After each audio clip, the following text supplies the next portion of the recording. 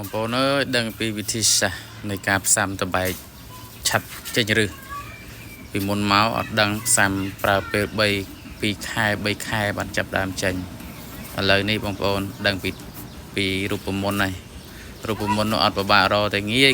ក្នុងការផ្សំមេតបែកបងប្អូនឃើញទេខ្ញុំផ្សំប្រើរយៈពេល15ថ្ងៃទេមើលនៅរឹសល្អណាស់ដុះមករឹសធំសុខភាពល្អឆ្លុះបងប្អូនដូចក្នុងរូបភាពហ្នឹងគឺខ្ញុំប្រើពេលតែ15ថ្ងៃទេឃើញរឹសវាល្អបងប្អូនសឹងថាគ្រប់មេតបែកដែលខ្ញុំផ្សំគឺដុះមកល្អសឹងថាយើងអាចកាត់យកទៅប្របែកដាំបានហើយរូបមន្តនោះអត់ពិបាកទេបងប្អូនរូបមន្តនោះខ្ញុំស្រាវជ្រាវឃើញពី YouTube ដែរទេឥឡូវនេះខ្ញុំមកសាកមើលក៏បានជោគជ័យតបែកនេះជាពូជតបែកឥតគ្រាប់បងប្អូនតបែកឥតគ្រាប់ខ្ញុំទិញមួយដើមយកមកដាំឥឡូវខ្ញុំ